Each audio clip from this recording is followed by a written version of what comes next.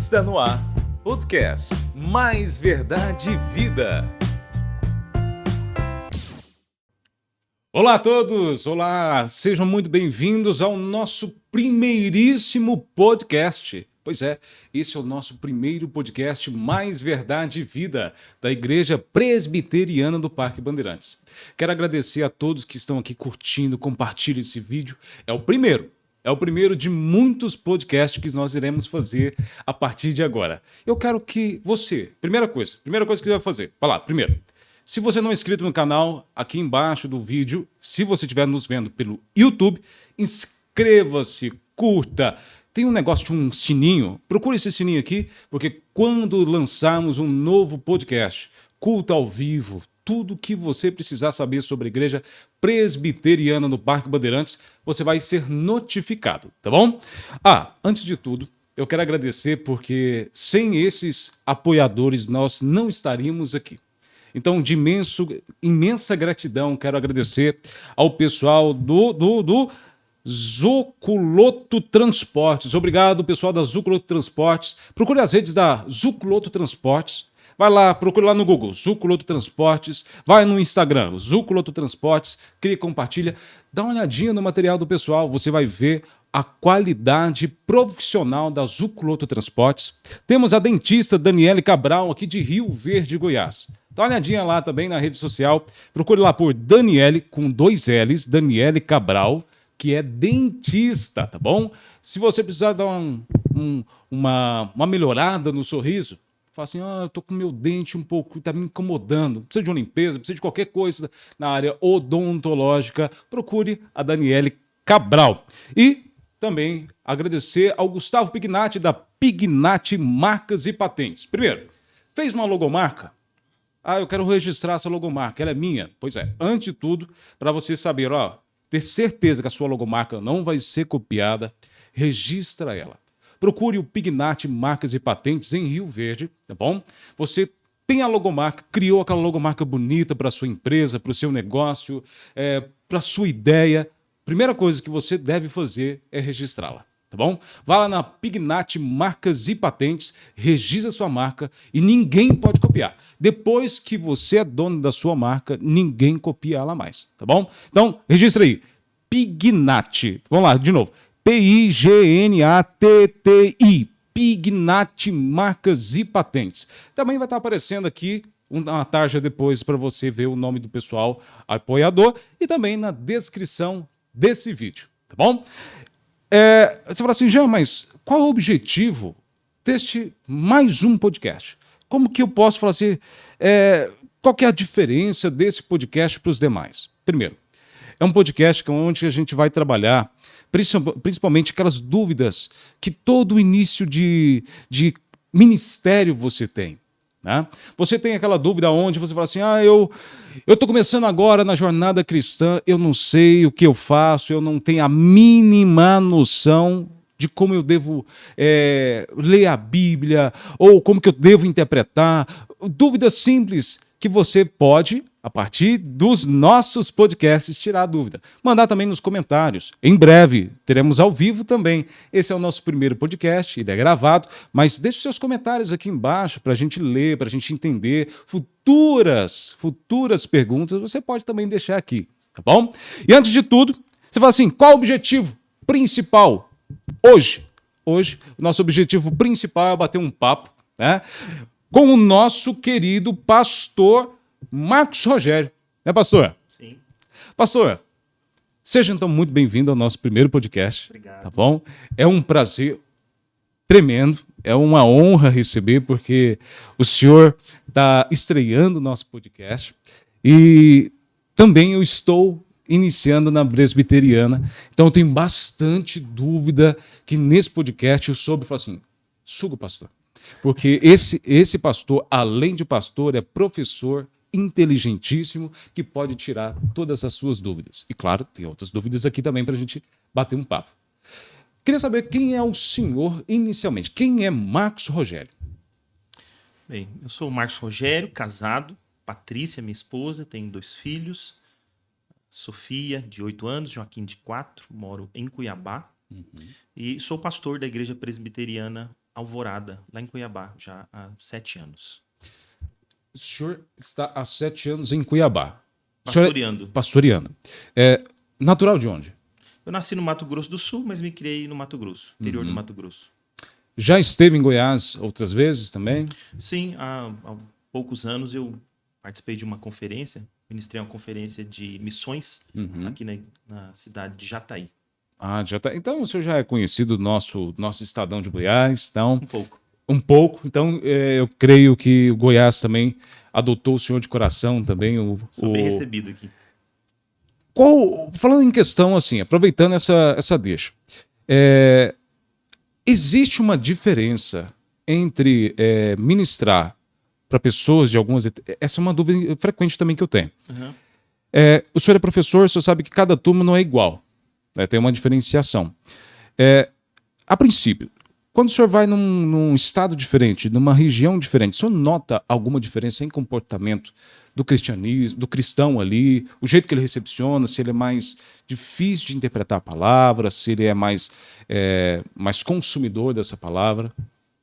Eu não colocaria isso num contexto de regionalidade, né? Na regionalidade nós temos aquilo que é próprio de cada cultura, né? Então, por exemplo, eu morei em São Paulo, fiz meu seminário lá, e o paulistano, pela sua dinâmica de vida, tem seu jeito próprio, né? Que se você não compreender, você pode até confundir ou estabelecer determinados juízos, né? No contexto de Cuiabá, né? Uma cidade capital menor, então tem uma cultura distinta. E nesse sentido, tem aspectos que são culturais. Agora, em relação a receber melhor a palavra, né? A questão de ter mais avidez pela escritura, isso não depende muito de região, ao meu ver. Depende de cada igreja local, de cada grupo, né? Da condição da fé cristã naquele contexto, né? Que o que faz desejar mais a palavra de Deus é uma piedade verdadeira, né? Gente comprometida em querer conhecer o Senhor, sua palavra, né? Então, eu não colocaria isso no contexto regional estritamente. Mas Colocaria mais no contexto referente ao a comportamento. condição espiritual daquela igreja local, né?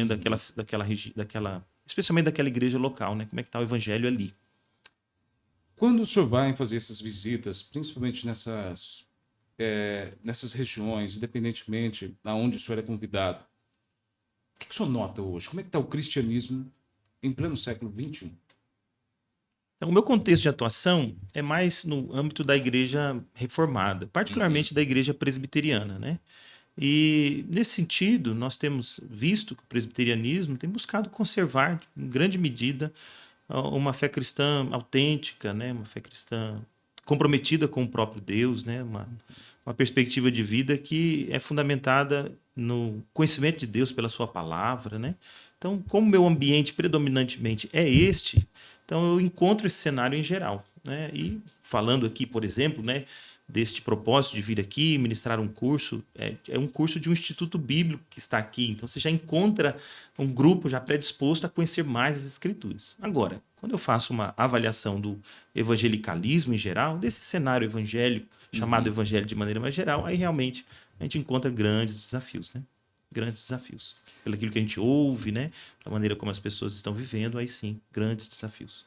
E como pastor, o senhor está diretamente ligado aos recém-chegados na igreja, às pessoas que estão sedentas.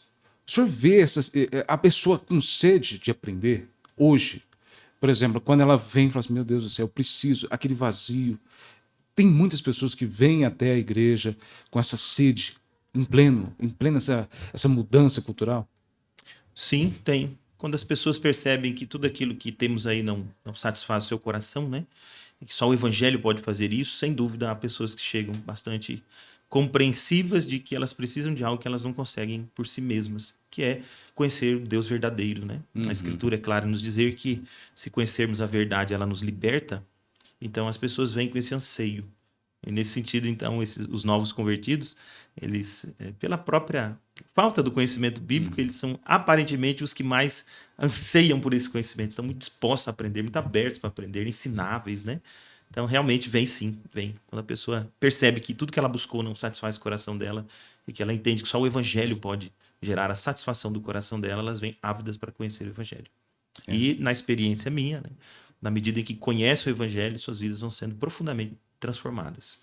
E aproveitando esse contexto, até a temática na nossa conversa é sobre principalmente essa questão da interpretação da Bíblia. Para quem está recém-chegado na igreja, muitas vezes ele tem muita dúvida, por exemplo, quem faz, por exemplo, está geralmente no pentecostalismo e vem para a igreja histórica, ele sente aquela dificuldade de entender muitas vezes, né?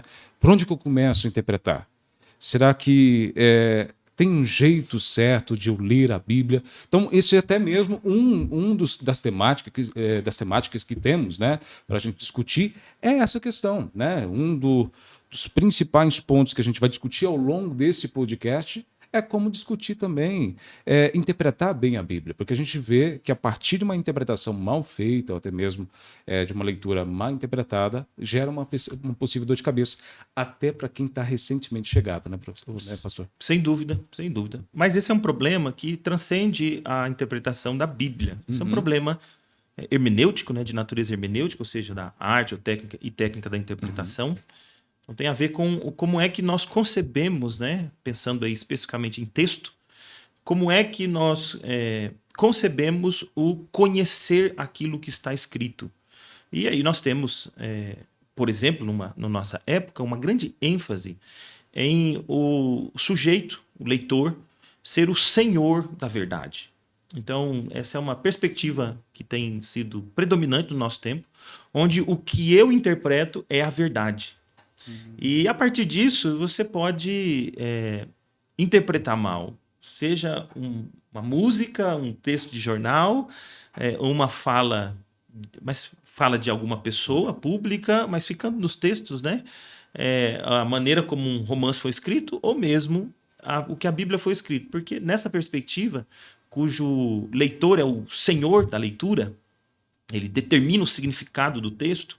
Então, nessa perspectiva, a Bíblia, ele não vai para a Escritura buscando entender o que Deus revelou na sua palavra, mas o que ele entende disso. E essa é a verdade absoluta. Então, esse é um problema generalizado no nosso tempo, esse subjetivismo, né, interpretativo. Isso aí tem dominado, inclusive, tem dominado os evangélicos. É realmente a questão do... Até esses dias eu estava pegando esse gancho do senhor. Eu vi um vídeo aleatório que uma pessoa entrevistou, falou assim: você se considera cristã? A pessoa falou assim, um jovem, mais ou menos uns 17 anos de idade, um casal. Sim, somos cristãos. Somos cristãos. Você vai à igreja? Não, porque eu não concordo com algumas coisas, eu leio algumas coisas que eu não concordo. Ou seja, é realmente isso que o senhor falou. Hoje a gente está num aspecto onde a Bíblia, quando eu leio, vou pegar um exemplo bem simples. Muitas vezes as pessoas se tornam, por exemplo, num contexto bíblico, ela lê a história de Davi e Sansão, onde ela sempre é o Davi, um exemplo. Ela pega sempre em relação a ela como o... Você se refere a Davi e Golias. Isso, me perdoe, Sansão. Estou lá na frente, Davi e Golias. Davi e Golias, por exemplo, no caso, falou assim: eu me considero muito Davi ali, oprimido, mas vencedor, que eu vou vencer o Golias, não Sansão, tá? É Davi e Golias. E quando fala assim, muitas vezes a gente é o Golias, muitas vezes. Muitas vezes você, por exemplo, a gente lê muitas vezes a Bíblia ao nosso favor. Por que isso? Por que a gente está buscando ler mais a Bíblia ao nosso favor, ao invés de realmente ler a Bíblia como ela deve ser lida? Então, de fato, a Escritura é a palavra de Deus para o seu povo. Isso não pode ser anulado, né? Deus está falando com o seu povo, com a sua igreja, com aqueles que creem nele. Esta é a verdade da Escritura. Deus escreve, então, uma palavra, entrega para o seu povo uma palavra. E essa palavra é para nós. Isso não pode ser ignorado. A pergunta é: como é que esta palavra é para nós? De que maneira eu devo entender a Escritura para chegar no ponto de dizer: essa também é palavra para mim, né? Ou esta é palavra para mim.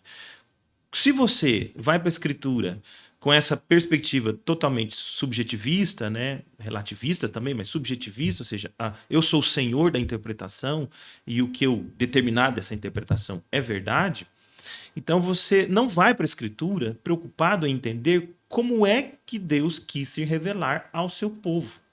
Não só por meio daqueles eventos temporários, Davi e Golias, e mesmo do texto que Deus inspirou para que ficasse registrada aquela história, como é que essa história ensinou seu povo naquele momento, mas como é que essa história ensina o povo de Deus ao longo dos séculos. Então, o problema não é eu perguntar, né, o que a Escritura me ensina, mas é a maneira que eu vou atrás desse conhecimento. Se eu vou como Senhor, não, o que eu ler aqui e entender é para mim. E a pergunta é essa mesmo, por quê? Porque não só eu sou Davi e não Golias, mas por que não posso ser Saul, o rei que foi levantado para proteger o seu povo, e que era forte, alto, maior de todos do seu tempo, e que, dentre os homens, era o mais capacitado para enfrentar Golias. Mas aí ele se acovarda, está ali, né? E Deus levanta, então, um outro capaz de fazer isso, não por estatura, capacidade, que é Davi, que chega ali e triunfa, então, libertando o povo de Deus daquela situação de destruição. Porque se Golias triunfa ali, o povo de Deus seria destruído. Então, Deus, por causa da falha dos seus servos, né, falha daqueles que são levantados para servi-lo, como o caso de Saul ali, Deus então levanta alguém para redimir o seu povo. Então, Davi é um instrumento da graça de Deus para a preservação do povo da aliança. Isso é importante entender. A história de Davi e Golias não é uma história que deveria ser lida exatamente assim, né? Eu sou Davi mesmo, e ali tem as pedras, tem a minha fé, a minha coragem, eu tenho os meus gigantes, como Davi tinha um deles. Isso é uma leitura muito equivocada, muito superficial da Escritura. O que esse texto está mostrando é que existe um Deus que redimiu um povo, que fez uma aliança de redenção com esse povo, fez desse povo um povo para si e se deu para esse povo como o seu povo. Ele fez isso desde a queda do homem, quando lá para Adão e Eva, ele separou então duas descendências, uma santa e uma ímpia. Ele renovou essa aliança com Noé, quando separou Noé de uma geração perversa. Ele renovou mais uma vez essa aliança de redenção pela graça de Deus em Cristo, quando ele separa Abraão do meio da idolatria. Depois ele faz então de Isaac e Jacó o seu próprio povo, seu povo é levado para o Egito, sai de lá como um povo particular seu. Esta aliança da graça mais uma vez é renovada no Monte Sinai. E este povo do Senhor, então, vai para a terra prometida, é o povo que Deus cuida, o povo que Deus redimiu pela sua graça, o povo que Deus prometeu ser Deus para esse povo, fazer desse povo seu. Quando entra Golias na história, Golias entra como aquele que quer usurpar essa relação de aliança entre Deus e seu povo, destruindo o povo de Deus. Quando Deus, então, provê Davi, o improvável, né, para fazer isso com o seu povo, para não permitir que Golias ali como instrumento de Satanás, né, gerasse, então, destruição do povo que Deus chama de seu povo, Deus provê redenção para o seu povo através de Davi. Então, no fundo, Davi é um tipo de um redentor, do redentor que viria Jesus Cristo depois, especialmente. Então, Davi não está ali para nos ensinar que nós devemos pegar pedrinhas da fé, coragem, etc., para vencer os nossos gigantes, mas para mostrar que há um Deus gracioso que é redentor do seu povo e que ele preserva essa relação de aliança com o seu povo, que é uma aliança eterna, mantendo esse povo como seu povo e fazendo-se Deus para esse povo, provendo tudo que é necessário para que esse povo seja sustentado pela sua graça. É desse povo que veio o nosso Redentor. Então a batalha épica ali não é meramente entre Davi e Golias, é entre Deus, que é o Senhor do seu povo, e alguém que quer usurpar essa relação de aliança entre Deus e seu povo. Então, quando eu leio isso, como é que isso serve para mim? Que o meu Deus é um Deus redentor, que ele sustenta o povo da sua aliança, que eu posso descansar o meu coração sabendo que esse Deus é um Deus que sempre sustentou o seu povo pela sua graça. Então ali é uma manifestação graciosa do Senhor, cuidando do povo da sua aliança. Então o que me compete? Louvar a Deus por ele ser esse redentor. E aquilo que foi visto ali nesta redenção provisória, né? Essa redenção temporária ali, com um papel específico de preservar o povo, essa redenção vai ser vista na sua dimensão última na cruz de Cristo. Eu sei que Deus é um Deus que cuida do seu povo, como ele cuidará de mim como parte do povo dele, eu posso descansar o meu coração. A história de Davi e Golias é muito mais uma história para a gente descansar o nosso coração num Deus que é redentor do seu povo. Então, quando eu não leio a história assim, né, fico meramente me vendo como personagem na história, eu superficializo demais a Escritura e perco o centro dela, que é o próprio Deus redentor de pecadores que somos nós. Você já imaginou? Olha, eu nunca tinha prestado atenção. Eu não sei se eu tô com um cara de bobo aqui, mas porque realmente é tão gostoso você trabalhar, conversar, no caso, com alguém que pode tirar a sua dúvida. Eu fico impressionado porque hoje, desde o meu início da minha caminhada cristã, eu nunca tinha ouvido, sendo sincero para o senhor. Sempre ouvi sempre esse lado do você é Davi. Vai lá, realmente é exatamente como o senhor falou. As pedrinhas são os pontos de fé. Tinha mais pedrinhas, mas só que ele pegou só as três, porque quando você pega a superficialidade, parece que você recebe uma palavra que vai te tampar o coração ali naquele momento. Só que quando você vai embora, some. O senhor explicando, parece que abriu tanta coisa na minha cabeça. Por exemplo, eu estou aqui no papel de uma pessoa que realmente quer aprender. Eu estou, por exemplo, a gente está aqui, estou com um papel de aluno, gente. O professor está dando aula para a gente. Presta atenção. Só para você ter ideia. Lá no início a gente falou sobre a história de Davi e Golias, onde eu coloquei o Davi para pegar o Sansão. Olha que coisa. Isso realmente, para quem está iniciando, conhecendo a história bíblica, você fala assim, não, mas isso aí eu já sabia há muito tempo. Mas tem pessoas que vão estar assistindo que não sabem nem quem nem quem é Golias, no caso. Agora, pegando, só para você ter uma ideia, pegando nesse contexto que o senhor falou, a profundidade que o senhor começou a falar, de uma forma assim que jamais eu acho que a quem é fora das igrejas históricas, no caso, as tradicionais, que o pessoal geralmente fala, que não tem ali a profundidade da Bíblia, eles ficam meio perdidos. O senhor falando assim, eu tenho certeza que algumas pessoas falam assim, isso no comentário, depois você pode até ver. Caramba, eu não tinha pensado nisso. Olha a profundidade de Davi e Golias naquele sentido, né, pastor? Por exemplo, hoje, quando o senhor traz uma palavra assim, eu fico até de boca aberta, o senhor nota isso quando o senhor leva para pessoas que estão recentemente chegadas? O espanto que ela tem ao entender a profundidade de um contexto histórico mais ou menos igual, por exemplo, Davi e Golias, a história do próprio Jacó, a história de Jonas, a história. O senhor, quando vai para a Bíblia, mostra o contexto da época, o que significa naquela época e para hoje. O senhor nota essa, como posso dizer, essa surpresa das pessoas?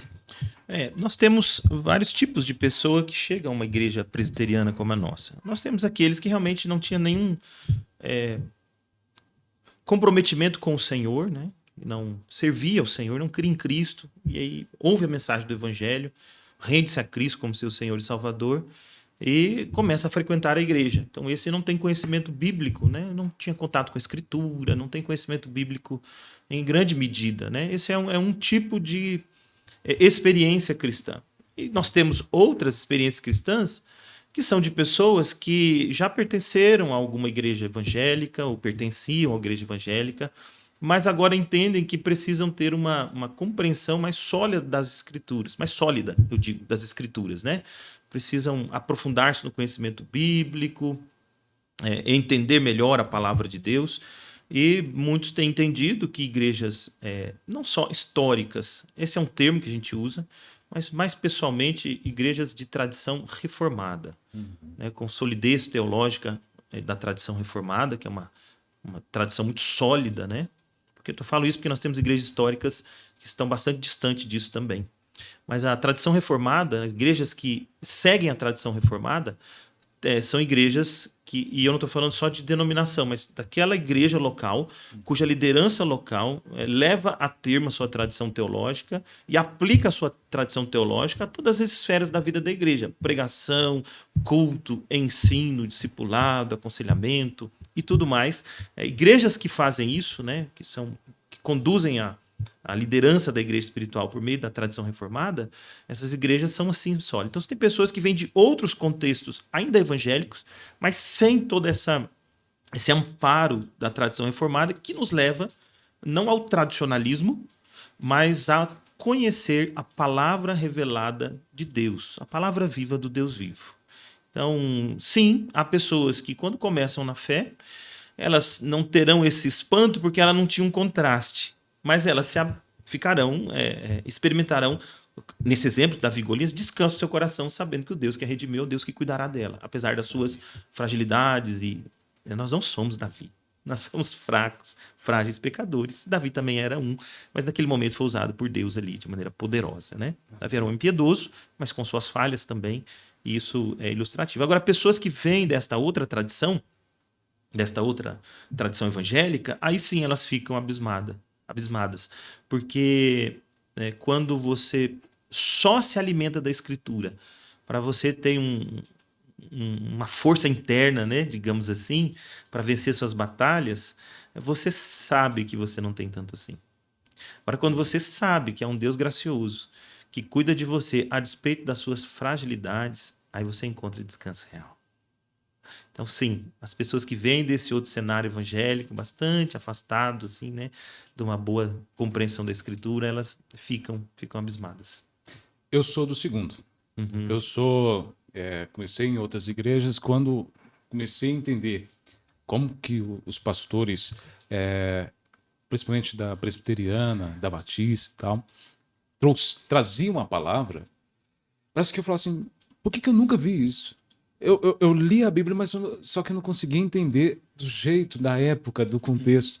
E quando trazia, é igual que eu estou aqui com o senhor. Por quê? Eu fico de boca aberta, porque muitas pessoas não têm esse contato com essa palavra desse formato, uma palavra onde que realmente ela deveria ser interpretada.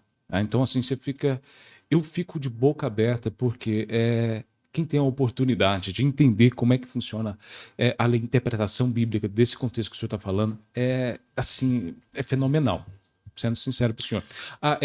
Explicando, qual a diferença entre igreja tradicional, reformada e igreja histórica? Só para deixar claro, porque muitas vezes eu tenho essa dúvida.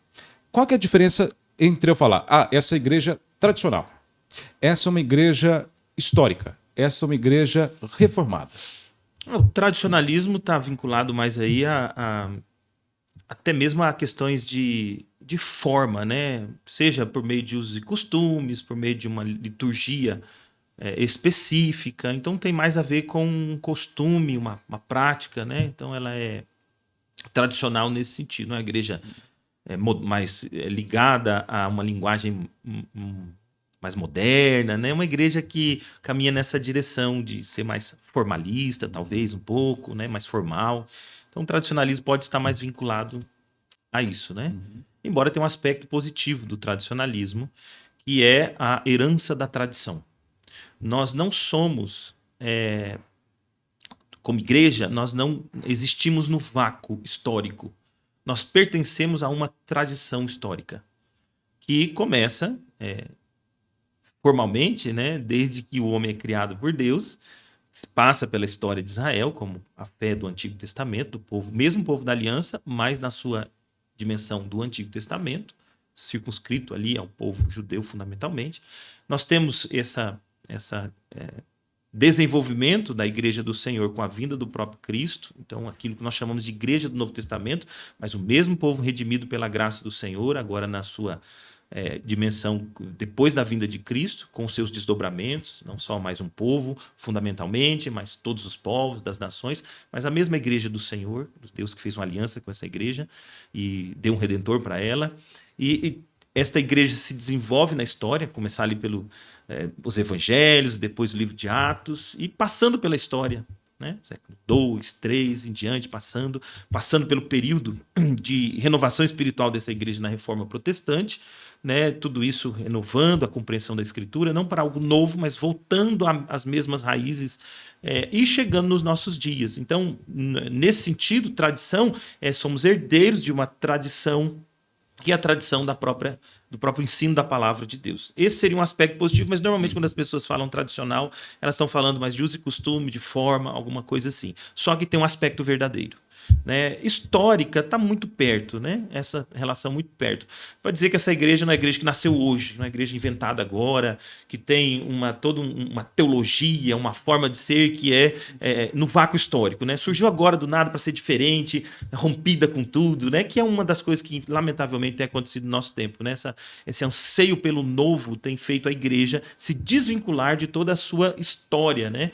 Então, quando nós afirmamos que somos históricos, é disso, nós não somos uma novidade, que nascemos agora com um jeito próprio, diferente, para dar algo novo para o mundo, nesse sentido. Nós temos algo novo para dar, mas é a mesma velha verdade. É a única verdade que nós temos para oferecer. E ela é histórica. Ela começa num Deus que cria um povo, depois esse povo peca, redime esse povo, sustenta esse povo, nos entrega esse povo, por meio desse povo um redentor. Esse redentor estabelece, então, os seus apóstolos que estabelecem o ensino do restante da Escritura, junto com os profetas, temos a palavra de Deus, e essa palavra que guia a igreja por todos os séculos. Todas as vezes que a igreja fracassa em andar pela Escritura, Deus, pela sua graça, renova isso, então nós somos históricos nesse sentido. E reformado, porque a nossa teologia é uma teologia que herda uma teologia da reforma protestante do século XVI, que é um resgate, então, dessa teologia histórica, tradicional, fundamentada na palavra de Deus. Um resgate, então, do ensino da Escritura, que ficou conhecido historicamente como reforma protestante.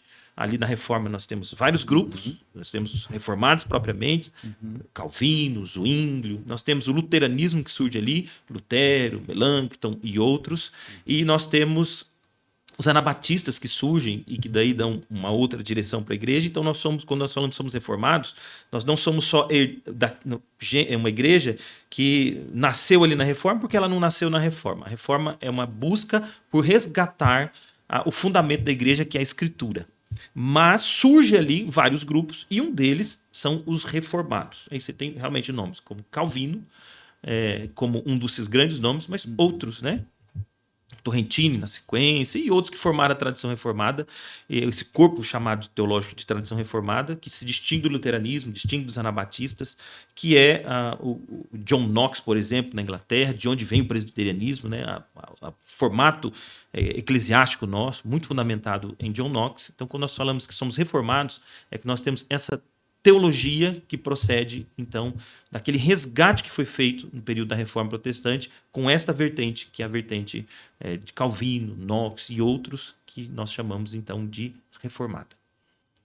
Uau! Que aula, que aula, que aula, que aula, que aula. Olha a aula que nós estamos tendo a oportunidade de ter com o pastor Marcos Rogério. Pastor Marcos, quando o senhor traz essa diferenciação de um jeito simples, é tão gritante para que nós possamos entender realmente por que algumas igrejas são desse formato, porque algumas igrejas leem a Bíblia desse formato. É importante a gente voltar às raízes para entender um pouco, não é? E tem uma pergunta que você deixou aí no ar, que explica por que é que você, então, lia a Bíblia de um jeito e agora está querendo ler a Bíblia de outro jeito. Essa pergunta que você lançou, porque nós temos que admitir que nós precisamos aprender a ler. Se a gente ignora essa premissa, nós temos que chegar a uma conclusão. Nós sabemos ler já, e nós somos senhores do saber ler, e porque somos senhores do próprio texto, né? Então, eu leio a Bíblia do meu próprio jeito. Você foi ensinado a ler a Escritura. Você, imagine, né, alguém que nasce num contexto evangélico. Vamos supor isso, né? Os meus filhos pequenos.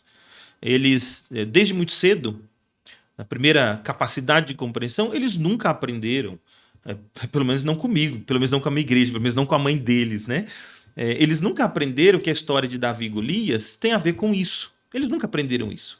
Porque eles já nasceram ouvindo, por meio do culto doméstico, por meio das pregações que eles acompanham, do ensino teológico que eles fazem parte, daquele ensino teológico que nós oferecemos para eles em casa, seja formalmente falando, ou informalmente nas conversas, quando eles fazem perguntas, eles são sempre, as respostas que eles recebem já são, então, fundamentadas numa leitura da Escritura, que não é uma leitura que eu imponho, mas que eu ouço o Deus que fala na sua palavra. E o Deus que fala na sua palavra nos falou por meio dessa história de Davi e Golias, e não está escrito em nenhum lugar lá que você tem que ser como Davi. Então, eles nunca aprenderam assim. Agora, quando você vem de um outro contexto, pega esta mesma criança que pertence, que nasce numa igreja, que o ensino da escola bíblica, a primeira infância, lá do púlpito da igreja, em casa, é sempre reforçada para ela que ele tem que ser como Davi, ter a fé, a confiança, né, o temor ao Senhor e tudo mais que as pedrinhas podem significar. Né? Eu mesmo que você tira as pedrinhas, não estou dizendo que todo mundo vai para as pedrinhas, né, mas que enfatizam esta fé que Davi teve, porque a gente não pode ignorar que ele teve confiança no Senhor. Né? Ele diz isso, né? Eu vou para você com paus e pedras, né? Eu vou no nome do Senhor. Então isso é uma confiança em Deus. Mas desde cedo ela foi ensinada que eu sou meramente um imitador de Davi e que eu tenho os meus meios gigantes. Então ela foi ensinada com um fundamento hermenêutico. Hermenêutica tem a ver com a interpretação, né? Com a técnica e arte da interpretação. Então ela recebeu esse tipo de instrução, ela aprendeu a ler assim.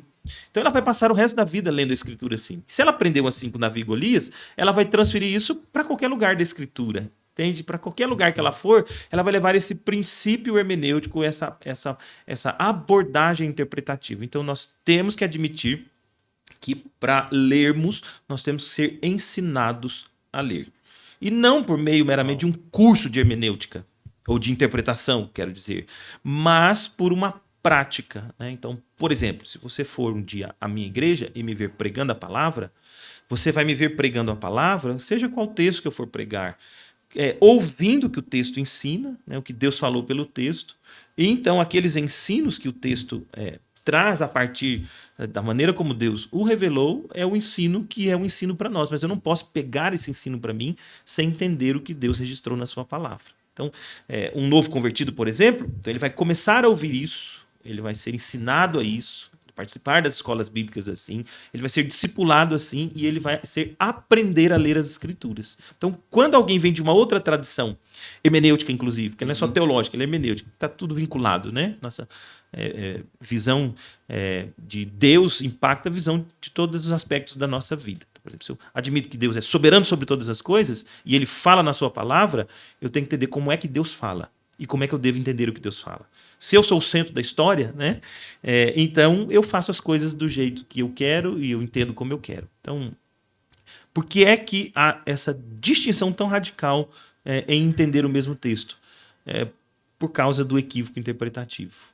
Certo? Nós não falamos isso com arrogância, longe disso, porque se é a graça de Deus, então não só nos resta humildade, mas nós entendemos que nós buscamos entender o que Deus revelou na sua palavra para o seu povo, do qual nós fazemos parte.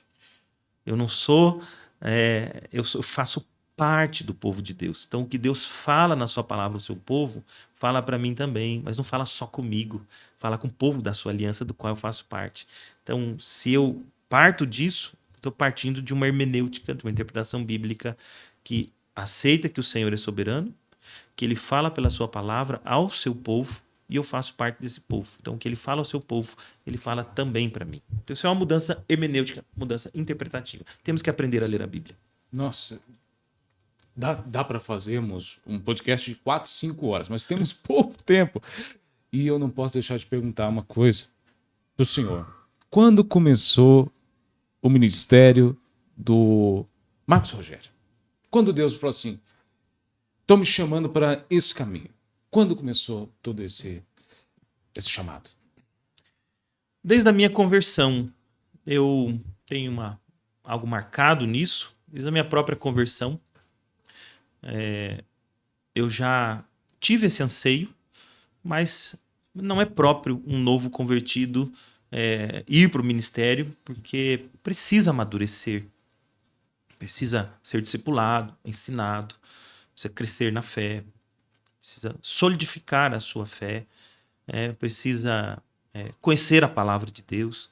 Então é muito imaturo, né? Muito precipitado pegar alguém novo na fé e já lançá-lo à liderança. E na época a liderança, eu expressei meu desejo, a liderança foi muito sábia em me dizer isso, né? Então, ótimo, calma o seu coração, esse dia chegará. Isso se desenvolveu com o tempo, né? E isso foi só se solidificando. Então, na medida que eu amadurecia, né?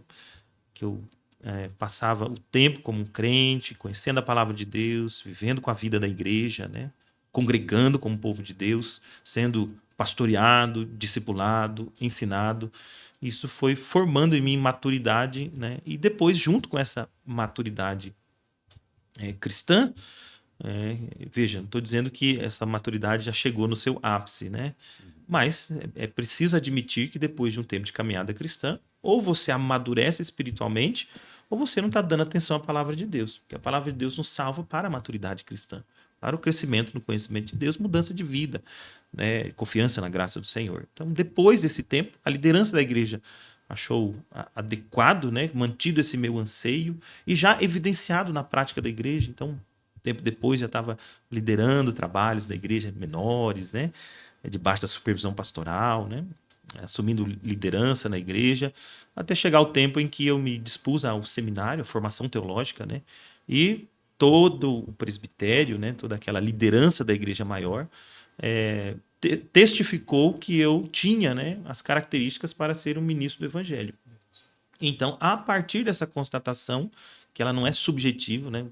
Eu decido por mim mesmo, mas precisa ser evidenciado pelo testemunho pessoal, né? E não só testemunho pessoal piedoso, mas um testemunho que evidencia que ali tem um líder em potencial para a vida da igreja, alguém que pode ter perspectivas, já tem traços, né, de alguém que pode ser líder da igreja. Isso é decidido por um colegiado na nossa igreja presbiteriana, chamado presbitério. Eu fiz, então, depois disso, Instituto Bíblico, formação teológica mais básica, e depois, então, o seminário, que é a formação teológica, diríamos assim, a nível de graduação, né? Então, depois disso, né, eu passei mais um ano sendo avaliado, depois do seminário, né, já no trabalho pastoral, mas sendo avaliado, que nós chamamos isso de licenciatura, e só depois desse tempo todo, então, é que o presbitério, esse conselho de líderes, né, entendeu que eu poderia ser ordenado pastor para assumir, então, a liderança da igreja. Então, foi todo esse percurso. Nossa, e a grande maioria de pessoas, não, começou na igreja, foi pro seminário, se tornou pastor, pronto, já nasceu pastor. Quando vai para o seminário, quando tem uma educação teológica formal, né, muitas vezes, infelizmente, basta ser comunicativo, né, e rapidamente chega alguém comunicativo na igreja, já precipitadamente, né, assume. Então, não, é importante tempo de vida cristã, é importante evidência, não só de ser um crente maduro, porque todo crente precisa caminhar para a maturidade, mas que ele tem sinais evidentes de um chamado pastoral, né? E isso ser provado, né, por meio de formação teológica adequada e experiência, né, prática. Então, por exemplo, quando eu fiz o Instituto Bíblico, eu também era evangelista na igreja. Aí eu fiz o seminário, eu trabalhava como seminarista na igreja. Depois de formado, eu fiquei licenciado trabalhando na igreja. Então, só depois disso tudo é que o presbitério entendeu que eu deveria ser ordenado para ser tratado como pastor da igreja, então assumir formalmente a liderança da igreja. Isso livra a igreja de grandes males, né? Isso é verdade. E até é um assunto que a gente pode tratar lá mais na frente. Pastor, o senhor já nasceu um lar cristão? Não, minha conversão foi por volta dos 20 anos. 20 anos. Como é que foi essa... Não nascer num lar cristão, eu também não nasci num lar cristão, fiz essa mudança, eu estava com uns 13, 14 anos na época. Foi uma perseguição absurda. E como é que foi a do senhor? Como é que foi essa transição dos 20 anos, em plena juventude, para o cristianismo? Como que Deus o chamou? Eu era dependente químico nesta idade, né? Nesta idade. E eu fui para uma casa de recuperação para dependentes químicos. E ali, então, eu experimentei conversão. Fiquei lá um tempo, ali mesmo, isso poderia ter feito parte da resposta já. Meu desejo não era deixar a casa de recuperação, mas continuar servindo ali agora, como alguém que foi redimido pelo Senhor, libertado das drogas e especialmente salvo pela graça, né? E eu queria manter-me ali como líder para continuar servindo. Mas muito sabiamente, o pastor da época, eu faria a mesma coisa. Ele diz, em outras palavras, né? Graças a Deus por esse desejo, então amadureça esse desejo com o tempo cristão, que quem sabe você volta, né, para servir o Senhor desta maneira. Não foi assim que Deus me conduziu, mas me conduziu para servir a igreja do Senhor de outra maneira. Então a minha conversão foi nesse contexto, né? Eu era dependente químico e fui por uma casa de recuperação, e lá o Senhor salvou a minha vida. Não apenas me libertou dos vícios, isso seria muito pouco, mas ele me redimiu do meu pecado. Ele me fez reconhecer que eu era um pecador, e que eu vivia, então, em rebelião contra o meu Deus, e que eu precisava voltar-se para o Senhor, mas a única maneira de eu voltar não é por esforço próprio, porque pelos meus pecados eu devo ao Senhor. Então eu precisava de um Redentor, porque eu não posso me redimir. E esse Redentor é só um, Jesus Cristo. Deus me fez conhecer a graça do Evangelho, confiar em Cristo Jesus para minha salvação, me deu graça para crer nesse Cristo, entregar a minha vida a Ele e me render ao Senhor. Então, depois disso, eu voltei para a minha vida, fui para a igreja do Senhor, como membro da igreja do Senhor, segui minha caminhada, continuo como parte do corpo de Cristo, mas agora no papel de liderança, né? Amém. Então foi isso. Então, quando a minha família viu esta transformação na minha vida, né, isso foi um testemunho muito positivo para eles, né? Então, assim, na parte mais interna da minha família, meus pais, não houve nenhum tipo de resistência, né? Muito pelo contrário, com o passar dos anos, eles mesmos se converteram ao Senhor também, né? Através da postura que o senhor foi mostrando, a evolução, a maturidade. Eu diria que esse é um instrumento, né, da graça de Deus, o testemunho pessoal, mas a conversão vem pela fé em Cristo Jesus, né? A palavra é pregada, Deus então redime esse pecador, dá fé para ele crer em Cristo, né? Resgata ele, então tira da morte para a vida, né? Pela obra do seu Espírito, dá fé para ele crer, ele crê em Cristo. Agora, o nosso testemunho pessoal e a pregação da palavra que levamos para aqueles que desejamos ver conhecendo a Cristo, isso é uma obra do Senhor. Só o Senhor salva o pecador. Então, o nosso testemunho é só uma parte da graça de Deus para ficar evidente aos olhos dos outros o que Deus faz com um pecador. Mas a salvação é pela graça dele, mediante a fé em Cristo Jesus. Amém. Foi nessa época que o senhor conheceu a esposa do senhor? Como é que é o nome da esposa do senhor? Patrícia. Foi nessa época que o senhor conheceu a Patrícia? Foi um tempo depois. Um tempo depois. Depois da minha conversão, eu me mudei de cidade. Eu morava em Cuiabá. E eu fui morar no interior de Cuiabá, do Mato Grosso, né, numa cidade chamada Juína. E frequentei a igreja presbiteriana lá. E ela era da igreja. Então lá que nós nos conhecemos. Foi na igreja. E sobre que o senhor é um estudioso, amante das escrituras em hebraico e grego. A palavra de Deus foi revelada nesses idiomas, né? E o papel de um líder da igreja que prega para pregar a palavra do Senhor com fidelidade, ele precisa conhecer, né? Em algum nível, de alguma forma, ele precisa conhecer como Deus revelou a sua palavra. Isso é um outro caminho para livrar dos grandes erros de ensino. E isso é verdade, pastor. E quando começou, falou assim, foi no seminário, falou assim, eu tenho que conhecer hebraico, eu tenho que conhecer o grego para interpretar realmente, na época, como que a Bíblia foi feita essa transcrição? Não. Quando surgiu? Foi no começo da minha conversão. Então, logo eu saí da casa de recuperação, comecei a frequentar uma igreja, e lá o pastor, vez ou outra, dizia aos irmãos, assim, na pregação, né? Porque esta palavra, assim, em grego, tal, eu não sabia nada daquilo, né? Então, eu cheguei para o pastor auxiliar dele na época, ele disse, o que é isso? Grego, né? O que é isso? Aí que ele me explicou, olha, o Antigo Testamento foi escrito em hebraico, que era a língua do povo hebreu, né? Foi assim que Deus revelou a sua palavra e a registrou, né, inspiradamente no hebraico, algumas porções em aramaico, mas fundamentalmente hebraico. E o Novo Testamento, quando Deus, por meio dos apóstolos, então, revelou a sua palavra, ele a revelou por meio do idioma corrente da época, que era o grego.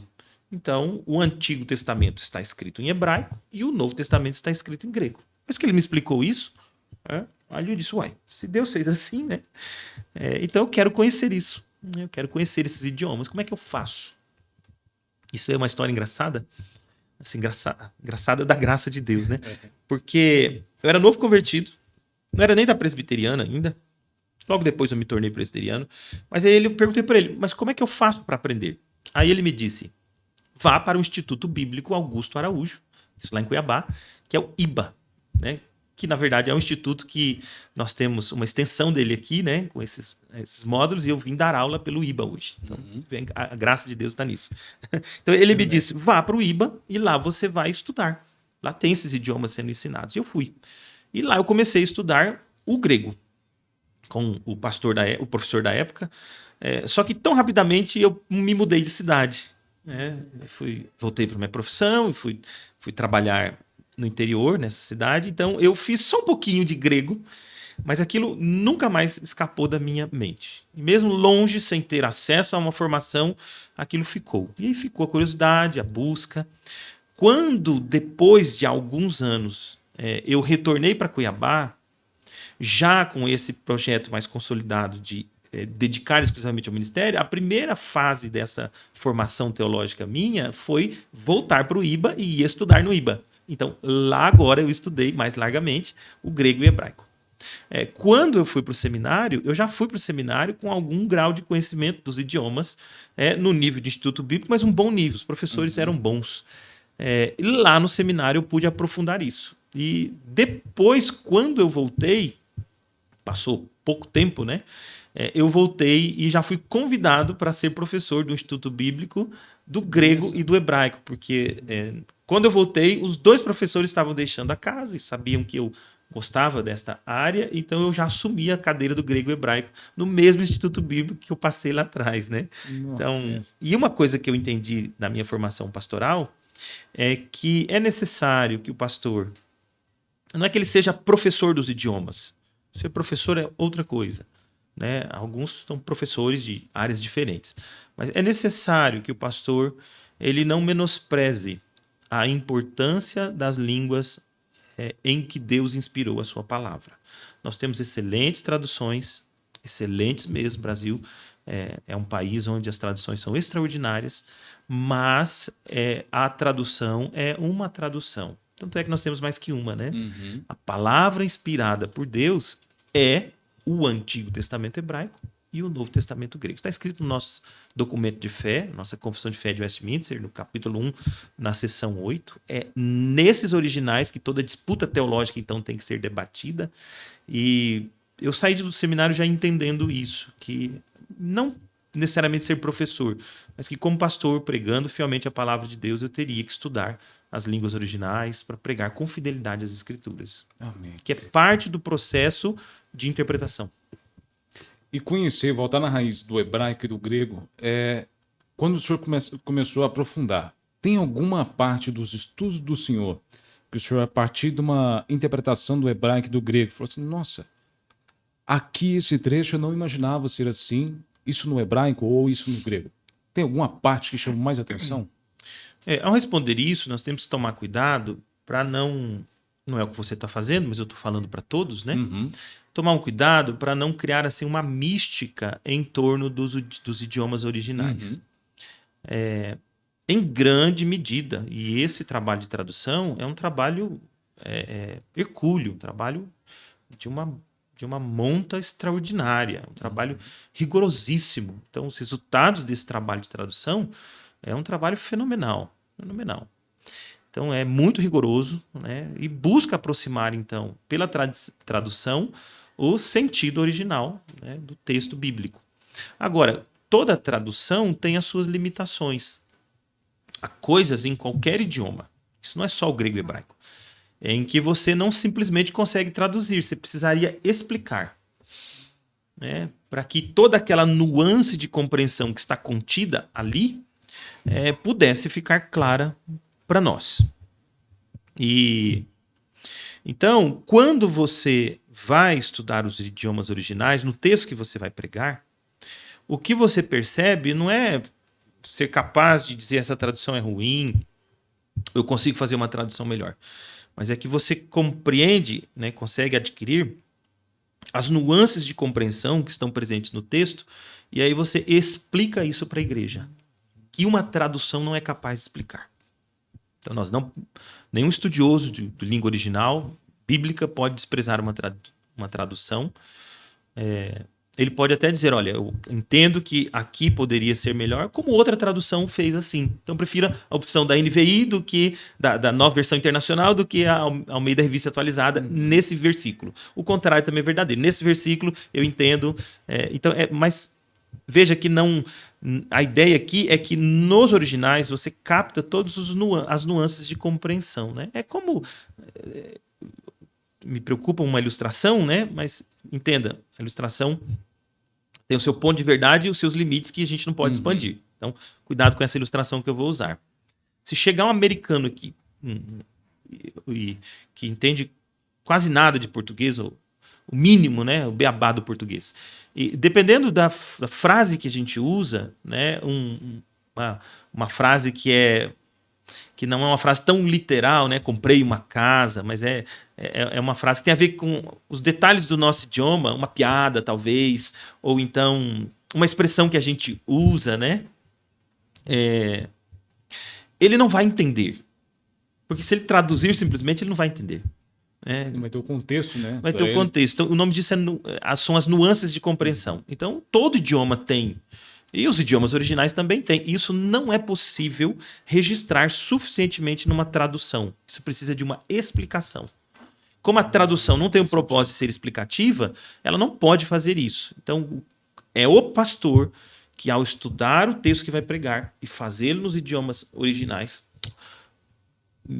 os níveis de compreensão desse pastor do idioma original varia como varia a compreensão em qualquer área. Mas há ferramentas muito sólidas para levá-lo lá. Tem que ter um esforço para isso. E aí ele consegue compreender essas nuances e comunicar essas nuances para a igreja. Então tem, sem dúvida tem. Essas nuances estão presentes em qualquer idioma. Não é diferente nos idiomas originais. Agora muda a nossa teologia, muda a natureza de quem é Jesus, né? Agora nós vamos ser... Não, nada disso. Nada disso. As traduções são muito boas e o que faz uma pregação ser fiel não é só a tradução de um texto, mas é toda uma compreensão teológica, né, robusta, histórica, reformada, como nós temos, né, que nos dá uma compreensão do que é a palavra de Deus. Então, você não vai... eu só quis muito mais tirar essa mística, né? Então, tem um aspecto fundamental para que aqueles que pregam, eles deveriam, em algum grau, conhecer a palavra tal como Deus a inspirou, para trazer para o povo de Deus todas as nuances de compreensões daquele texto, né, devidas, mas temos que tomar cuidado com essa ideia mística. Porque eu falo isso porque tem gente por aí que conhece grego e hebraico e começa a falar tanta bobagem, com isso, destruindo a teologia da igreja, né, as verdades fundamentais que nós cremos, né, os dogmas que nós confessamos, né, Deus Trino, Cristo Deus Filho, né, e tudo mais. Uou. É muita... É muito delicado também, né? Em pleno poder da informação que nós temos hoje, a gente está cercado de câmera aqui, e qualquer pregação, qualquer uma interpretação mal posicionada, seja de uma tradução literal, seja uma tradução superficial ali do grego do hebraico, por exemplo, por quem está iniciando ou por um aventureiro nos estudos, ele pode fazer uma proporção disso numa rede social e acabar, ou até mesmo fazer um ministério em cima disso e repassar informação falsa. Como é que o senhor vê essa delicadeza que a gente tem que ter? Tirando esse misticismo, né? Eu tenho um exemplo disso que o pessoal, assim, muito superficialmente, né, vai para o grego, por exemplo, e diz assim, que o amor divino é o amor ágape, né? Primeiro que a pronúncia não é ágape, mas é agape, né? Já começa por um erro elementar aí de conhecimento da língua, mas compra isso, né? Então, o amor divino é o amor agape, ou ágape, como eles falam, mas agape, é assim que é no grego. E o amor dos homens é o amor filéu. Filos, né? O amor dos homens é o amor filos. Então, agape é o amor divino e o amor dos homens é filos. Então, Deus nos chama para amar uns aos outros com amor agape. E aí tem música para isso, tem pregação para isso. Eu já vi diversos. E ainda coloca, né? O amor eros é o amor carnal, etc., da sensualidade e tudo mais. E faz disso, né, uma verdade última. Só que quando você vai para a Escritura, você encontra na Escritura Deus dizendo que ama o seu povo com o amor philos. Que seria tecnicamente o amor entre os irmãos. E está escrito nos textos bíblicos isso. Uhum. Você faz uma pesquisa simples, uma pesquisa essa palavra, seja philos, que é o substantivo, ou philéu, que é o verbo amar, né? Você vê no Novo Testamento que Deus ama o seu povo assim e chama o seu povo para amar a Deus assim, philos. O philéu no verbo, né? E também você vê no texto bíblico essa relação de amor entre as pessoas com agape, ou o verbo agapau, né? Então veja só, alguém pega isso de maneira gratuita, né? Superficial. Isso tem alguma distinção dessas palavras, existe de fato, mas o problema não é esse, é isso se levado à última consequência, desprovido de uma avaliação mais séria das escrituras, e alguém vai e articula tudo isso, né? Põe nas redes sociais, nos sistemas aí de stream, né, e tudo mais. E faz isso numa produção e põe isso, e é bonito de ouvir, né? Deus te ama com amor, né? E não é esse amor que você tem que ter, é aquele. E fala isso, né, como se fosse uma coisa assim tão transparente. Mas quando você vai minimamente para o texto bíblico, não é isso que o texto ensina. Então, agora, quem ouve não vai fazer essa investigação, né? Vai simplesmente consumir e reproduzir. Então, é isso que precisa ter muito cuidado. Alguém que deseja fazer isso precisa realmente conhecer ou ter humildade para perguntar para quem sabe, né? Olha, eu li isso em algum livro, isso confere mesmo? Né? Chama o seu professor, o seu pastor que entende dos idiomas originais, né? Ele se formou para isso. E pastor, eu ouvi isso aqui nesse livro antes de eu ensinar para alguém, né? Eu queria conferir se isso é verdade mesmo, né? Então esse é um exemplo, é um perigo. É um perigo e está cheio disso. Está cheio disso. Pegando esse gancho, pastor, no leste da África, um pastor autodenominado, ele era taxista, eu creio que o senhor viu isso recente também, ele convenceu 70 irmãos a fazer um jejum. Claro que 90% de certeza que ele usou alguma passagem bíblica para dar essa base. Ele usou da sua hermenêutica, digamos assim, para convencer 70 pessoas a fazer um jejum mortal. Como que eu posso ter a delicadeza, uma pessoa, suponhamos que eu seja recente convertido, como é que eu posso ter a noção ou até mesmo a sensibilidade de saber se a palavra dita por aquele intermediário da Bíblia, o pregador, pode ser uma palavra realmente de Deus, uma palavra que realmente seja de um profeta qualquer? Nós temos uma resposta maravilhosa na Escritura para isso. Depois você encontra isso lá em Tessalonicenses. No livro de Atos, quando Paulo está pregando aos Tessalonicenses, né, Lucas, né, que registra o livro de Atos, vai dizer que os de Tessalônica eram mais nobres. Desculpa, os de Bereia, não os de Tessalônica, os de Bereia eram mais nobres do que os de Tessalônicas, porque conferia nas escrituras tudo que Paulo dizia. Veja só o registro que Lucas faz. Paulo prega em Tessalônica, e nada é dito que os tessalonicenses eram crentes ruins, não é isso. Mas dá um destaque para os bereanos, para os de Bereia, uma outra cidade próxima a Tessalônica que Paulo prega. E lá, então, em Bereia, quando Paulo prega, Lucas registra que os bereanos eram mais, então, nobres nesse ponto particular que os de Tessalônica. E enquanto Paulo pregava, eles conferiam nas escrituras para verem se as coisas eram assim. E essa é a resposta que nós temos. qualquer coisa que for ensinada. Isso que eu acabei de te ensinar aqui sobre Davi e Golias. A pergunta é, isso é verdade à luz das Escrituras? E aí o leitor é responsável por julgar um outro leitor da Bíblia. E aqui nós voltamos num problema do nosso tempo. Se eu sou o senhor da leitura, do texto, da sua interpretação, então o que eu falo é verdade. É verdade para mim. Mas tem que ser verdade, essa é a falácia, né? Esse é o engano, para todos aqueles que estão debaixo da minha autoridade. E aqueles que estão debaixo dessa autoridade diz, se é verdade para o meu líder, então é esta verdade que eu vou abraçar. Eu não sou o senhor da verdade. Nem na minha igreja. Eu não sou o senhor da verdade. O senhor da verdade, no caso da Escritura, é Deus quem revelou a sua palavra.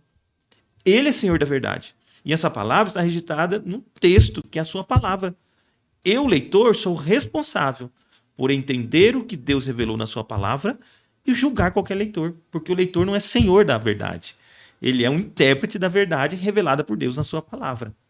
Então, todo crente deveria ser bereano. Todo crente. Ele precisa conferir nas Escrituras para ver se as coisas são assim. A minha igreja é estimulada fortemente. A conferir. A conferir. A minha pregação é a pregação de um texto da Escritura e o meu desejo é que a igreja entenda o que está escrito naquele texto. Só depois a gente pode dizer o que esse texto ensina para o povo de Deus. Mas aí entramos numa outra dificuldade. Uhum. O pessoal, isso como um brasileiro como um todo, o senhor é professor, sabe muito bem que o brasileiro tem a preguiça de abrir uma Bíblia, conferir, fazer a leitura. Ou seja, a maioria, não estou generalizando. Por exemplo, eu olho para você e falo assim, não, você já resumiu tudo, tá bom, tá bom. Para que eu vou confiar? Para que eu vou conferir? Não, você já falou tudo, tá bom. Ou seja, é aquele conhecimento de micro-ondas rápido, que eu não preciso pensar, eu consumo, ou eu pego eu tô com dúvida numa coisa aqui, numa palavra, eu jogo no YouTube, pego ali, ou jogo numa rede social, pego uma palavra rápida, superficial, que é uma verdade que é questionável, digamos assim, no contexto bíblico, na luz da Bíblia. Falo assim, tá bom. É temporário, é algo rápido. Essa rapidez de não conferir, ou essa rapidez de querer a resposta rápida, traz consequência? Sem dúvida. Consequências terríveis, né? É por isso que o papel de um pastor sério, comprometido com compreender o que Deus revela na sua palavra, a qual nós devemos compreender, um dos papéis dele é estimular os crentes a fazerem isso, serem bereanos. Então, isso não pode ser alimentado por nós pastores, essa confiança excessiva em nós. Né? Isso precisa ser checado, precisa ser verificado sempre. E nós não, se pregamos fielmente a Escritura, nós louvamos a Deus. Medo, né? Exatamente, nós louvamos a Deus por aqueles que verificam, porque eles chegarão a isso e no processo eles aprenderão. Então, os irmãos da minha igreja, por mim, são estimulados a conferir. Confira. E quando eu faço minha pregação, eu tenho como prática não apenas trazer uma palavra para a igreja, né, como normalmente as pessoas dizem, mas eles entenderem o que Deus revela naquele texto. E a partir daí, então, nós compreendermos o que Deus fala ao seu povo, falando então a nós, o seu povo, hoje, com as nossas questões circunstanciais, aplicando aquele mesmo ensino que é para o seu povo de todas as épocas, a questões circunstanciais nossas. Mas veja, não é o que o texto está falando agora. É o que o texto fala e como é que essas verdades ensinadas ali são aplicadas na nossa vida, que hoje vão lidar com algumas questões pontuais, amanhã outra, no passado outra, já foi a pandemia de maneira agressiva, agora é a revolução tecnológica, enfim, né? Nós temos questões para responder à luz do mesmo ensino. Então, o meu papel como pregador da palavra é ensinar para a igreja o que Deus fala na sua palavra. A verdade é a mesma, independente do século, ela permanece a mesma, só que a aplicação no contexto vai se mudar.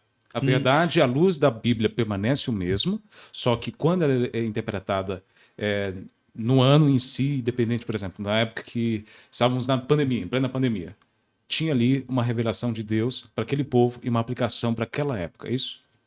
No imaginário evangelical do nosso tempo, não, né? No imaginário evangelical, a Bíblia é como se Deus estivesse falando só agora. Que é o contexto que a maioria pensa. Só agora, veja que eu não disse que Deus não fala agora. Quer dizer, só fala agora. Então, se ele fala agora, eu posso olhar para aquele texto e ignorar todo o contexto em que ele foi escrito, como Deus revelou aquela palavra, quais eram as circunstâncias imediatas, todo aquele trabalho de interpretação que é necessário não só para a Bíblia, mas para qualquer texto. Né? E a pessoa diz, Deus fala comigo agora. Então eu leio isso e é como se Deus estivesse aparecendo aqui agora e falando só para mim. Só para mim. Entende? Esse é o imaginário evangélico do nosso tempo, em geral. Só que não é assim que Deus revelou a sua palavra. Ele revelou a sua palavra num contexto histórico específico, com circunstâncias específicas, e imprimiu, então, no texto, né, aquilo que ele queria revelar para o seu povo de todas as épocas. Mas para a gente entender o que é que Deus fala comigo hoje, eu preciso entender o que Deus falou ao seu povo lá. E isso é um trabalho, né, de interpretação. E veja só, eu não estou comparando a Bíblia, em nenhum momento que eu falei, eu estou comparando a Bíblia com qualquer texto. Mas nós estamos escapando, a coisa está tão agressiva no nosso tempo, por causa desse senhorio do leitor, como dono do texto e faz o que quer do texto. A rapidez que ele quer. E mais do que isso, mais do que a rapidez, porque ele pode até ser esforçado, mas é a ideia equivocada de que o texto, eu é que determino o significado para o texto. Isso é um imaginário comum, não só mesmo no contexto evangélico, mas no contexto geral. Né? E, então, nesse imaginário evangélico, né, é como se Deus estivesse falando só para mim e para mais ninguém. Né? Quando, na verdade, nós devemos entender que Deus fala ao seu povo, do qual eu faço parte. Então, o que Deus falou ao seu povo nesse texto é o que Deus fala para mim. E aí as aplicações que envolvem, então, entender o meu tempo, as minhas circunstâncias, usar da sabedoria e do ensino da Escritura para aplicar o meu tempo. Então, uma aplicação simples da pandemia, só simplória mesmo. Se eu aprendo por meio de Davi e Golias, né, que Deus cuida do seu povo, mesmo em momentos dramáticos, e a Bíblia está cheia de momentos dramáticos do povo de Deus, mas ele cuida do seu povo, ele cuidará de mim na pandemia. E mais, não necessariamente me fazendo sobreviver à pandemia. Porque Deus cuida de mim até quando eu morro. Porque por meio da obra redentora de Cristo, aquela obra consumada de redenção em meu favor, ainda que eu morra, eu viverei com Ele. Amém. Ainda que uma pandemia ceife a minha vida, eu vou viver para sempre com o Senhor pela sua graça, pela redenção em Cristo. Na cruz de Cristo está provado que Deus me ama, não apenas para me dar uma vida saudável aqui, mas para me dar vida eterna. Então, ainda que eu morra, eu viverei. Amém. Quer eu viva agora, quer eu morra. Então, veja só, como isso pode ser aplicado à pandemia? Deve ser aplicada a pandemia, me fazendo ter um coração descansado da graça de Deus e não ser indiferente a uma enfermidade generalizada, mas não criar pânico no meu coração, a não entrar em desespero tal, não ser imprudente, porque Deus é um Deus que cuida do seu povo por meio da sua providência, então ser sábio na maneira como eu lido com um problema circunstancial, mas saber que ainda que Deus aprove pela sua soberana graça me fazer ser ceifado dessa vida através então de uma doença ou de uma tragédia, eu viverei com Ele para sempre. Então eu não posso ter um coração perturbado por meio de momentos dramáticos. Então veja só, né? Porque se depender só da minha pedrinha, isso vira um desespero. Entende? Então veja que Deus fala ao seu povo, eu compreendo o que Deus fala ao seu povo e aplico isso à minha circunstância. Nossa, que penso. E quando eu me tornei... antes eu estive na Batista e depois na Presbiteriana. Eu percebi essa aplicação. A análise do contexto da época para a análise da aplicação de hoje. Eu falei assim, nossa, eu nunca tinha pensado nessa questão. Porque quando fui nas demais denominações, só ficava no personagem.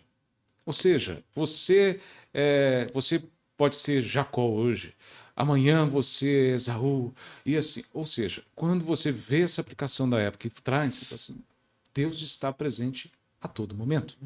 Pegando esse gancho, pastor, para a gente caminhando para o final, e eu sei que você nos acompanhou até aqui agora, já compartilha, até esse momento, compartilha com as outras pessoas, convidem para assistir isso no nosso YouTube, no canal, e nas plataformas digitais. Também vai ter no Spotify, Deezer e outras plataformas de podcast. Compartilha, ouve no seu carro, vai para para o trabalho ouvindo toda essa aula que o pastor nos está dando, isso vai trazer uma visão totalmente diferente para você aprender a Bíblia como nunca você aprendeu. Bom, até pegando esse gancho, como que aquela pessoa que não está indo na igreja ainda, está na dúvida, não está entendendo, ela está começando a ter aquela vontade de ler a Bíblia, a maioria pega a Bíblia e fala assim, nossa, mas é muito difícil de ler. Olha, tanto que é difícil essa palavra, eu mal consigo falar essa palavra. Como é que eu, uma pessoa que está querendo começar na jornada, posso começar a interpretar a Bíblia e queimar meu coração para que eu possa buscar mais conhecimento e assim fazer parte do corpo do cristianismo, seja da presbiteriana ou qualquer outra denominação? Tem algumas questões difíceis aí e eu quero ser ilustrativo aqui. E como eu disse, toda ilustração tem os seus limites, né? Se essa mesma pessoa estivesse com desejo de estudar filosofia e ela quisesse compreender Immanuel Kant em condições normais, o que qualquer pessoa faria, eu preciso da ajuda de alguém para entender Immanuel Kant.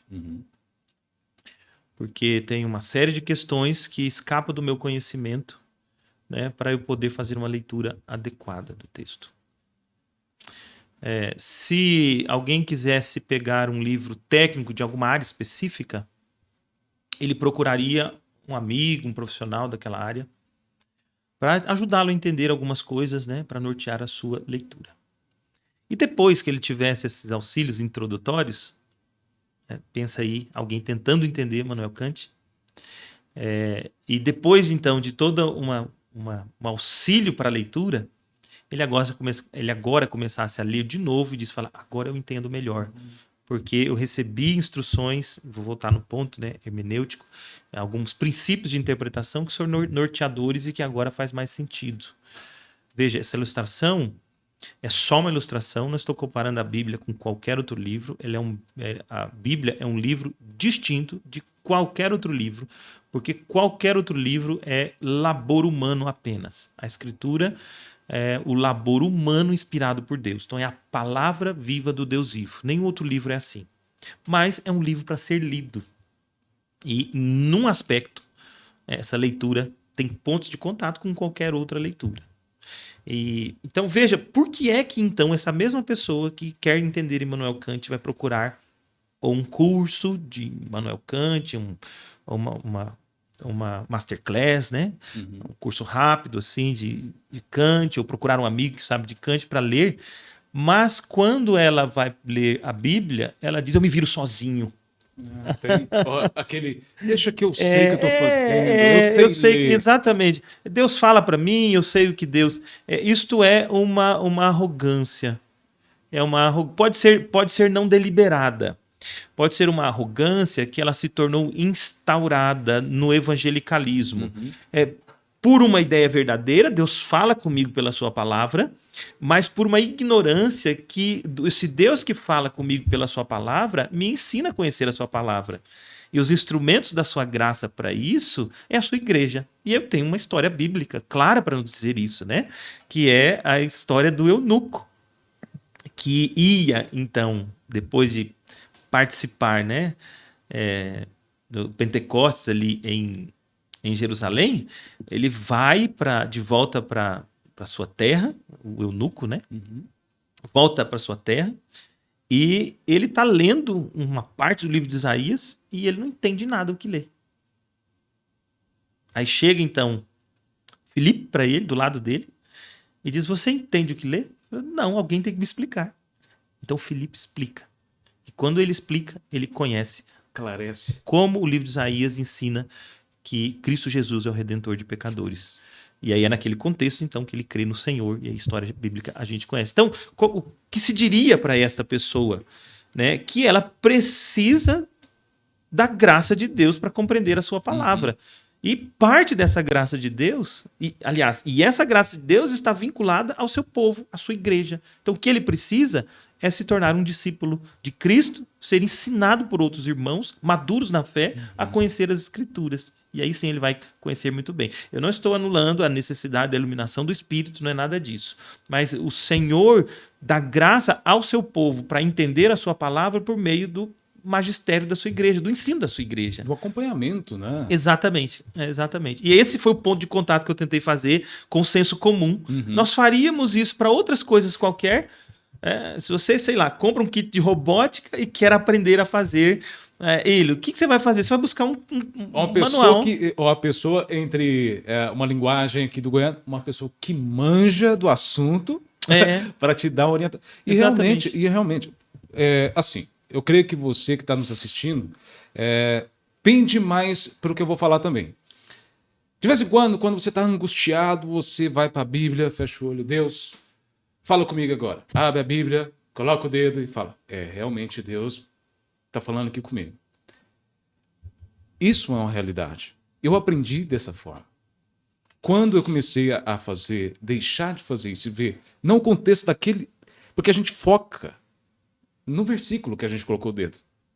Começa a entender o capítulo anterior, capítulo que a gente está colocando o dedo, do início ao fim, e o posterior, para a gente entender um contexto.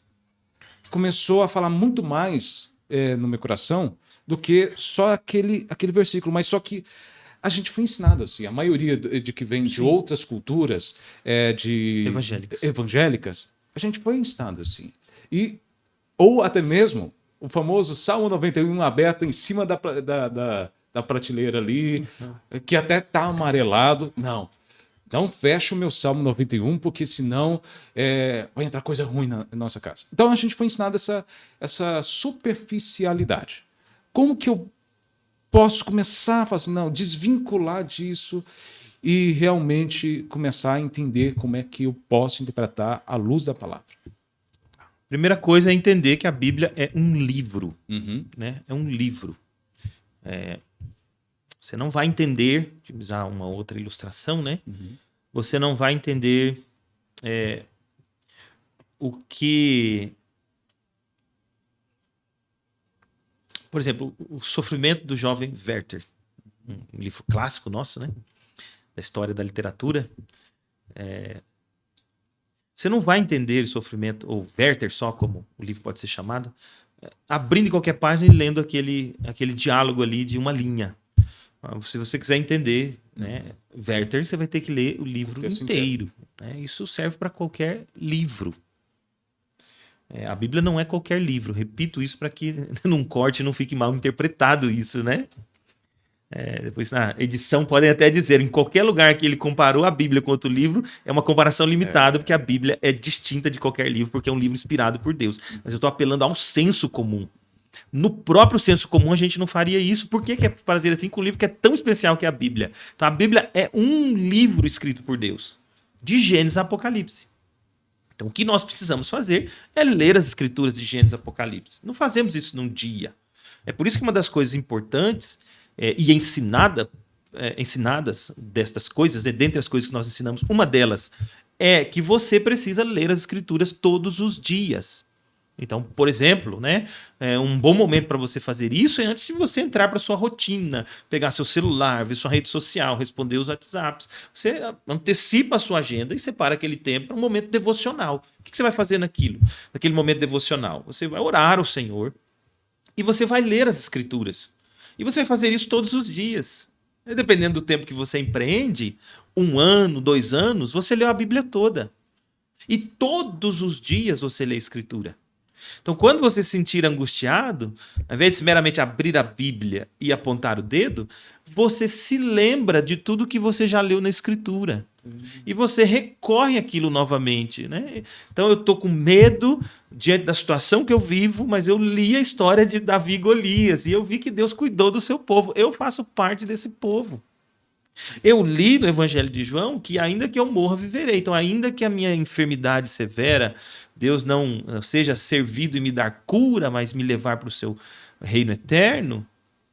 Em me permitir morrer com essa enfermidade, eu li no Evangelho de João que ainda que eu morra, eu viverei com o Senhor, porque eu creio na sua graça que me redimiu. Eu não mereço ir para o céu, eu não mereço vida eterna, mas eu creio em Jesus que adquiriu para mim, em meu lugar, que morreu pelos meus pecados, ressuscitou para minha salvação, para me dar a vida eterna. Então Deus pode me preservar, ou mesmo que dessa circunstância temporária, ou mesmo que eu morra, eu experimentarei a vida eterna com o Senhor. Então, veja, eu não aponto o dedo, eu leio as Escrituras. E ano após ano, como crente, todos os dias você lê as Escrituras. Todos os dias. E vai trazendo uma maturidade. Maturidade. Também, então, e aí mesmo que você, naquele momento de angústia, volte àquele texto, falando, eu preciso me lembrar que ainda que eu morra, eu viverei. Então você vai recorrer a todos os textos bíblicos que falam sobre a ressurreição de Cristo, mas veja, você já conhece o contexto, sabe o que significa, né? Você não vai para Davi e Golias na certeza de que Deus necessariamente vai me livrar de uma tragédia, como livrou ali. Mas você sabe que Deus me ama com amor eterno. Então você, ainda que leia aquela história, você fala, essa história ensina um pouco nessa verdade, porque tem uma verdade maior. Porque mais do que Davi, do que Deus ter usado Davi para livrar o seu povo daquela situação de sofrimento temporário ali, Deus livrou o seu povo, né, da condenação eterna por meio de Cristo. Então, veja, não faz isso. Ninguém faz isso. Não façam isso. Não abra a Bíblia assim. Isso é muito danoso, porque é danoso para qualquer coisa, muito mais para a Escritura. Então, qual é a saída? Todos os dias você ler as Escrituras. Uma história rápida sobre a caixinha de promessa. Achei extraordinário isso. Quem diz isso é o J.I. Packer, né? J.I. Packer, em seu livro Conhecimento de Deus. Ele conta a história da caixinha de promessa. Sabe essa caixinha de promessa? Que a pessoa vai tirar o versículo? Sei. Sim. Comum. Comum. O J. Packer, nesse livro Conhecimento de Deus, conta a história da origem dessa caixinha de promessa. Essa caixinha de promessa, como é chamada, não foi feita para você ir lá e pensar um versículo e ver que Deus está falando com você hoje. Mas ela começou, a história como o J. Packer conta, que o povo de Deus começou conhecendo a Escritura, começou a anotar aqueles versículos que, digamos assim, são marcantes. Né? Então, Salmo 23, o Senhor é meu pastor e nada me faltará. João 14, sua ressurreição. João 10, a sua ressurreição e a vida, e assim por diante. E passou o que eles faziam? Diante das suas aflições, eles voltavam àqueles versículos, não para pegar assim de surpresa, e começavam a ler aquelas promessas que eles conheciam no seu contexto. Então não era sorte, eram versículos selecionados. É como se fosse para auxiliar nos estudos, naquele contexto. Mesmo nesse caso, eu estou experimentando uma forte angústia no meu coração. O que é que eu preciso me lembrar das Escrituras? Então, eu preciso me lembrar das Escrituras que o Senhor é o meu pastor. Então, não é para sorte. É essa história que o J. Packer conta. Eu achei extraordinária. Agora, o que o pessoal fez? Transformou em caixinha de promessa. Então, o que nós podemos fazer hoje? A mesma coisa. Ler as Escrituras. Guardar estas verdades que são fundamentais e marcantes para o nosso coração, à luz do sentido bíblico, e sempre recorrer a elas. Olha aqui. Presta atenção, pega um papel agora e anota o nome desse livro para a gente dar uma olhadinha. Repete para nós o... J. Packer, O Conhecimento de Deus. Pronto. A partir disso, você vai aprofundar nas Escrituras e vai pegar a caixinha de palavras como um ponto ali de auxílio nos seus estudos. E, até mesmo, é um recado para vocês que vão fazer os picotes desse podcast. Você que está assistindo, não pega só isolado. Volta lá no podcast, assiste o contexto inteiro, senão a maioria das pessoas tiram algumas palavras de contexto só para gerar audiência. E isso te traz uma consequência tão grave, tanto para você quanto também para o entrevistado, para nós também. Então, isso não vale só para esse podcast, vale para tudo. Pegou um corte, fala assim, esse aqui está estranho, vou voltar no contexto. A mesma coisa na Bíblia, a mesma coisa em tudo. Veja o contexto como geral, para que você não caia em armadilha. Partindo para o final, eu sei que vocês estão... mas já no final... Sim, no final. E eu separei 4 possíveis perguntas, mas dentro dessas 4, vou pegar uma. Que é essa primeira pergunta, que é um quadro chamado Perguntas Complicadas, Respostas Descomplicadas. o Senhor vai dar uma resposta descomplicada para essa pessoa que pensa assim, ó. Hoje me afastei da igreja, porque não me identifico com nenhuma. E quando fico algum tempo, vejo que não sou bem recebida. Me sinto sozinha ou sozinho, excluída. Isso no caso quando ela vai. Quero voltar para a igreja, mas tenho medo de me decepcionar de novo. Que recado que você daria para essa pessoa? Que ela não está se identificando com a igreja de Cristo Jesus. Então, isso tem um problema grave, primeiramente, nela.